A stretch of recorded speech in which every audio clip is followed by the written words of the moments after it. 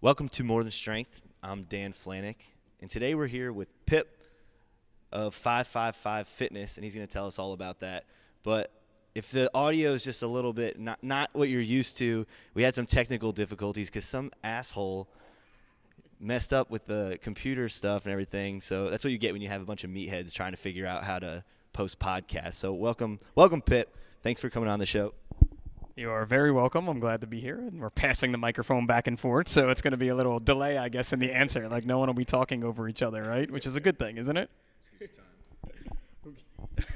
You'll hear us giggling in the background. If you have access to YouTube, go watch this on YouTube. It's definitely a better means to listen and watch this podcast. But I promise next time it will be better. All right, so we're also here with Jeff Batiste. Welcome, Jeff. Thanks, Dan. I feel like an awkward news reporter, hoping they on the news and reporting the weather, and they're like, "So what do you think of the snow?" And the guy's like, "It's cold. It's really freaking cold." They're like, "Great, back to you in the studio, Sam." That's Sam Champion. You guys see that commercials for him? I know. Yeah. You know Sam Champion. All right, okay. So I'm an Amy Freeze fan myself, though. Amy Freeze, not Sam Champion. Can't go wrong with it. I feel like I don't even know her, but I feel like I'm being an Amy Freeze fan too. She runs marathons. She's supposed to run the marathon. All right. Amy Freeze is the weather girl who is into fitness. There you go. That's awesome. I'm going to look her up. We got to get her on the podcast. Call her up. Okay. Hopefully we can hear everyone. Okay, so first question I'm going to ask you is what is 555 Fitness for people who don't know? What is it? How did it get started? Excellent question. So 555 Fitness is a firefighter-owned and operated not-for-profit. And our main mission is to reduce the leading killer of firefighters, which is cardiac-related disease. Most people don't know that. They think that firefighters annually our leading killer is fire, and in reality it's not. We face the same health problems as everyone else in society. And what we tried to do was just kind of take what we like to do to keep ourselves fit and give it away on social media. And that has now grown over the last 3 years into an apparel brand, a free downloadable app, Facebook, every kind of social media you can imagine, and a grant equipment program. Because what else we found was that most fire departments don't have fitness equipment in them. So we're trying to give them higher level fitness equipment, newer stuff, not things that have been garbage picked and things like that. So that's the brief elevator speech of 555 Fitness. So I know you talk about delivering equipment to these firehouses sort of that are in need and you want to get back into fitness. But I know you mentioned something about also giving them basically a means to do it if they don't know already. So if you could speak to a little bit about the workouts and sort of the idea behind programming for them.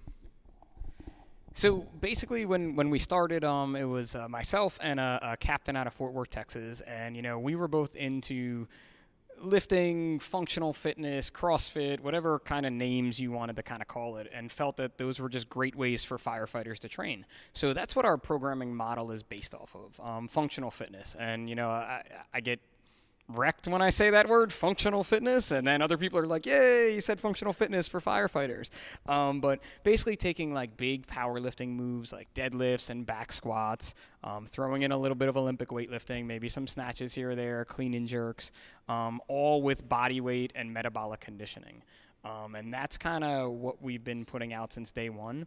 And what we found was a lot of firefighters responded to it.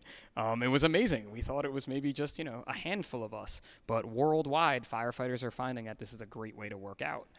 When it comes to equipment and kind of how the grant program got started was my firehouse, the barbell was bent. The plates were older than most of the people working there. They weren't bumper plates. We didn't have a kettlebell or anything like that. And that's kind of where we got to with getting the equipment out there. We used to have a rower in my firehouse, but it couldn't count anything. And one day it just kind of disappeared. So we don't have a rower anymore in my firehouse. But those are the types of things that we're doing with it. So I guess my question is what problem did you see other than, the 50% of people suffer, was it, you said cardiac, from cardiac related deaths? Okay. what problem did you see like within that like do you feel, I'm just going to ask it, do you feel like as a whole across, I don't know if you know of all the firemen in America, but do you feel like as a whole that your brothers in the line of firefighting, there's too many people lacking in their ability to complete the physical demands of the job, which really is to potentially save people's lives? Do you feel like there's an issue there? Yes. But I guess I have to talk more about that now, right? I just can't say yes. We're done. Yes.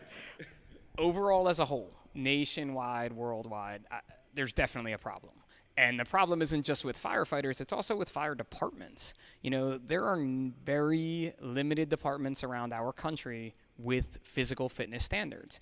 One of the big parts to getting hired is taking a physical fitness exam. A lot of departments, they rank you on your list based on the time you finished a very grueling physical test or the CPAT test or whatever test you want to use. That's where it ends. You come into the fire service and it's train, learn this, cut people out of cars, rope rescue. Physical fitness goes away. But everything we do requires a high level of physical fitness. And just like anyone else in society, as you get older, it's very easy to get lazier or less into being physically fit because it becomes harder. And that's what's happening in the fire service. And without a constant standard, guys are falling into ruts and not really keeping up where they should be. So what we found, at least my own experience in the past 3 years, is that's starting to change now. The younger generation is coming in wanting to be more physically active. And then what was a total shock to me was the older generation is actually saying enough is enough because they see that 50% number. They've buried a brother or sister already. They've seen the numbers post-retirement. The numbers for your life expectancy post-firefighter retirement are horrible to look at. Nobody even reports about them, and they don't want that to be them. So usually it's the youngest guy in the firehouse and the oldest guy in the firehouse, like throwing down to see who's stronger right now, and that's been awesome. Yeah, it's like the young guys, it's more prevalent, especially, with CrossFit, it's making just all, we were talking about this before the podcast, it makes all strength and conditioning type sports just more popular in general. So sure, those young guys, they're just getting, they're just a product of what's being put out there right now. And then the old guys are at that oh shit age. They're like, I could die way sooner than I thought I could. And then, we were talking with Jeff's dad. Actually, he was a firefighter in the Bronx for 20 plus years, and that's what he was saying too. Is just like, what the hell was I just saying? I just completely forgot what I was just saying. Well, he was a firefighter in the Bronx for 20 years. So here you go, Jeff. So you would say, like, coming out of the academy, it's sort of a shift. They say you basically need just this basic level of basically physical competency, and then it's a complete shift towards the technical aspect of the job. And so I guess with that grant program, that's sort of where you're trying to fill in that gap of saying it's not just that you need to be able to do this job for however many years you are on the job. So let's sort of take that approach, and that's sort of your goal with this, right? Most definitely, to keep everyone as healthy as possible, because, when you leave the academy, you come into a firehouse, it's a whole different environment that you're in, and you're trying to prove yourself to the guys there, and you're trying to be the best firefighter you can be, and sometimes if no one there is working out or you don't have equipment to work out, that whole end of, I just left here running, 5Ks and doing push-ups every day and all this stuff, that's all gone, and they lose that. And it becomes very easy to get very involved in the job and kind of forget your personal self. One thing about firefighters, police officers, paramedics, EMTs, I can lump them all together, is that profession is we're all helpers. So we're always looking to help other people. That's our goal in life, right? We come to work, we try and help everyone. We forget about ourselves. And that's what happened to a lot of firefighters. They were these top athletes, top college athletes. Loads of people on the job were amazing college athletes. Even some professional athletes are firefighters now. They're so busy trying to learn how to help everyone else, they totally forget about themselves. And it just catches up over time. So I guess I was reading somewhere online, and the phrase was simple, but I think it sort of hits basically the motivation behind what you're trying to do, and it might be the title of the podcast. but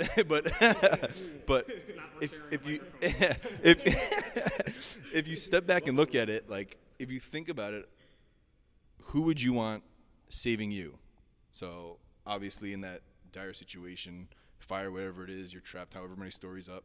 Like, do you want a deconditioned person who just passed the physical portion of the exam, climbing 7 stories to get you? Or do you want the person that says, not just the technical aspect, but I've been training for this, and now it's my duty to get you out of that building, and then if I have to go back in, you got to go back in. You sort of want that person, right? I mean, that's obviously who I would want. Like, you know, you're asking me. Yes. Next question, please. But that is the case. You know, that's who America sees when they see. So here we go. When America sees a firefighter, they see the calendar. Right? There's 12 months in a calendar, right? 12 guys. That's all it is 12 guys. You know, it's an easy way to put it, right? But that's what they see. You know, they see what you see in movies and what you see in TV and things like that. And that's not necessarily the case all the time. And again, it's not because people don't want to be physically fit. You know, we're just like American society. That's what I keep saying. We are just like everyone else. We just choose to do a very dangerous job. And trying to be as conditioned as possible is the goal of 555 Fitness, is to get everyone that way. And the way we're doing it is by eliminating the excuse. So what's one excuse? I don't know what to do. Well, every day we provide programming. Excuse 2, it costs a lot of money. 555 Fitness programming is free, Free, free. It's right there, Facebook, Instagram. I don't do social media, so now we put it on our website. Like, I can't carrier pigeon it to you. I'm really sorry. But, you know, we're trying to get rid of that. And then when you talk about the equipment, the grant program is free. Anybody can apply, and we're giving you like $3,000 worth of amazing equipment. You know, we're in, they didn't say where we were. I'm going to plug my CrossFit box, Iron Fitness North Brunswick, but we're in this CrossFit box now, and it's filled with equipment, and everything we give away in the grant is here right now. You know, a plyo box, kettlebells, a rower. We don't have an assault air bike. I'm sorry. My bad. We don't have that here, but you're getting one in the grant. So we're trying to eliminate all those excuses. And what you find by having motivated firefighters, by having some decent equipment in your firehouse, once they start working out together, the team building really begins. And those guys and girls working out on the apparatus floor, they're a team within the team. Their bond of brotherhood is even stronger because they just laid down sweat together in a hard workout, and they're ready to do anything for each other. So to go back to your initial question, it's what's creating that person who you would want to rescue you. At least I think. I hope. Does anybody agree? I'd agree. Awesome. I'd want a beast to come rescue me. So what type of feedback have you gotten from, you know, the houses as a whole that you've been able to supply with equipment? So the places we've given equipment have just, obviously they love it. You know, they got the equipment. You know, they have people working out, and we've given it to the smallest volunteer department you could think of, to the city of Chicago. One of the firehouses there got it. They all fill out an application and things. But they love it. You know, they're using it all the time. Our last grant winner was in Highland Park, Michigan, and they're posting constantly on social media using the equipment. But I think when you talk feedback for us, it's been the stories from places that didn't win the grant.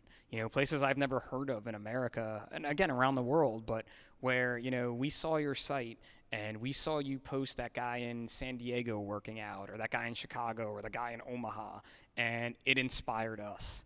And we started working out. And they're telling us how much weight they lost, how much healthier they feel, how they feel better after fighting a fire. Like, you could ask your father, after a fire, you're sore. Like, we had a fire a couple weeks ago, and I was like, oh, I'm really sore right now, and I'm the guy out touting this. You know, how about the guys that aren't working out? So hearing all those stories have been amazing. And then on top of that, it's been in the volunteer world where you know, they're not living in the firehouse. They're volunteers. But they're bringing their family members to the firehouse and getting their whole family fit using 555 Fitness programming, which was something we never thought would happen at all. So those have been probably the best stories by far. It'd be interesting to look at, like, statistics of the houses that you've been able to help supply with equipment and program for. And basically, because in turn you're helping to create these machines, these like potentially life-saving machines, or these human beings that can go in there and save more lives. And I'm wondering what it would look like of how many people they lose. I know there's obviously so many variables that can come into play, that, like with a fire, but I'm curious to see how many, more lives they could potentially save, or how many they are saving? Like if that number is going up because they're more fit, do you think that has an influence on it? That's a tough one. It's definitely a tough one because, everybody's a little different. The one really small department that we gave the grant to, they do very few calls, So knowing, though, that department is a very easy one for me to go back to because I've seen the changes in pictures, they've sent us and telling us just physically how they've changed and how the culture in the firehouse changes. Because, again, something your dad will tell you about it is firehouse culture and how hard it is to really change. Like you have the fitness guys, you have the super training guys, you have the guys who may not do as much as everyone else. I don't know. I'll say the polite way to say that. Maybe they do a little less than everyone else, but you have that everywhere. So trying to change a culture is really what our goal is. And it's been an amazing thing. And the friends we've met and programs we've seen work, like statistics like you're asking, that would be great. But if someone would like to fund those statistics, we would love to be able to support some type of a scientific study about this. But that always costs a lot of money. Now, did you expect that? I know you said that you have a big outreach from the people that didn't even win the grants or the equipment. Did you expect sort of to create that almost movement behind it? Like you sound a little surprised. So I was like, that's like a big. Yeah, I was planning on that the whole time. Like. Yes, that was my plan the entire time. Genius. 555 Fitness is genius. No. we thought we'd do some cool stuff on the internet. We started as a Facebook page, and we were putting out programming. The original founder started the honor wads, the 343 honor wads, because he felt that, the 343 firefighters lost on 9/11 deserve to have a hard workout named after them, just like CrossFit Hero Wads do. So it was just kind of like, hey, let's interact. And in all honesty, the way I got involved was I liked the page on Facebook. Maybe there was like a little under 1,000 people. And being the typical guy from New Jersey, I started complaining about the programming because I was like, bro, I can't do this stuff. Like, I don't have a rower. Like, I can't do 10,000 pounds worth of back squatting because our 45-pound plates, I don't even know what they weigh. So me and this captain from Texas kind of struck up this friendship, or as my wife called it, a bromance. And one of the things that I suggested he do is put body weight workouts out. Because what about guys like me who have very limited equipment in the firehouse? And he's like, all right, do that. Let's start Instagram. So was my initial thing. I was like the 555 Instagram guy. And we started putting body weight workouts out, and just started gaining followers and traction. And here we are 3 years later, and 70,000 social media followers. I'm like, I say that number, I'm like, how did that happen? People like what I do. I mean, like, it's crazy. So it's just been this awesome ride, and we just keep going forward. How does the selection process work of who you choose to appropriate the grants to? So we have an application process. It's usually open for like a month. You fill out the online application. It's online now. When we started, it was like paper, because we didn't know what we were doing like at all. So now we had the last time that cool click thing. We're high tech, just like you guys. High tech. We share a microphone. at 555. So modern efficiency here. Like, if we only hung it from the ceiling, it would be cooler. Like, and just going back and forth. Why didn't we think about that? So that's round 2. We'll do that. Yeah. So they fill out an application, and the application, we ask about their department. Volunteer, career, combination, how many members, how many people are into physical fitness, how close are their nearest gyms. We ask for pictures of their gym, because believe it or not, people have sent us in pictures, and they have like Planet Fitness is in their firehouse. I'm like, you have 5 rowers. Why do you need one more? I don't understand that. We have other people send us pictures where we had the last one. They were using a cooler as their bench press, flat bench, a big cooler that came off the fire engine. Another group was using cases of Gatorade to rack the weight on. They would just lay it on the cases of Gatorade. So like fireman ingenuity, right? That's what we do. So then there's like an essay portion. Where we ask them, what are you doing for fitness in your firehouse, and how will this equipment help you? And for me, that's the win. We get people all the time that say, with this equipment, we will begin. That's bullshit. Like, if you're not doing something before you get nice equipment, I don't even want to listen to you. You know, you're not getting this free equipment. So then the staff at 555, we pick some of our favorites, and then we wipe their names off. We wipe their locations off, and we give them to an independent panel of judges, and that's who picks the grant. So it's not like, oh, you know Pip, and that's why you got the grant. Like, I have no idea who wins until the scoring process comes back. So I have one final question for you. And so first off, have you always been into training and fitness throughout your entire career as a firefighter? That's my first question before I lead with the follow-up one. Okay. Ooh, it's a two-part question. So in case anyone's watching, or if you don't follow my social media, I'm standing on two 35-pound plates now on this video right now, just so I'm as tall as everyone else. So, like, look, if you look at the video, like, that's me, but I really wanted to be tall for this one, so I put some plates underneath me. So to answer your question with that, yes, because of my size. You know, I am 5'2" on a good day, 130 pounds, soaking wet. You know, I'm not your typical firefighter. So when I was going around testing for everywhere I could test for, you know, I'm standing in line, and I think when I was in Boston, like, I'm standing in line, and the dude in front of me was like 6'8", and the guy behind me was like 6'7", and I'm like, is this like a cruel joke? Like, did someone do this on purpose as I'm looking up at these guys? So I always felt that I had to be strong. I had to be fast. I had to make up for my size, you know, my girl hands, as they call them at the firehouse. So I was always so big. It's just so big. Hands are so small. They say I'm fun size, but we'll just move on with that. Or pocket size. Like, I'll put you in my pocket and bring you into the fire. But, you know, I always felt that I just had to try and have an edge. So staying physically fit and strong was my thing. And it's just always been, you know, I've run marathons, I've done triathlons, I swung kettlebells for a really long time, and then kind of found CrossFit and was like, whoa, this is kind of where I work out, you know, like I suck at wall balls. I'm horrible at those. They're not for short people, but I make up for it with handstand push-ups. So that's kind of how it works out. So my follow-up question, has there ever been a situation that you'd like to share with us where it's a dangerous situation on the job, and your fitness, your strength, your conditioning has come through to help aid you in whatever situation it was? Would you like to share that with us?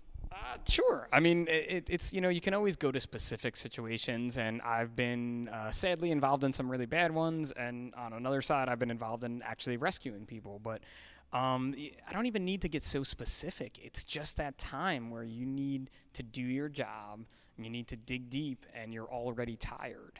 You know, and I feel like that's the time where my conditioning and my strength training all come into play.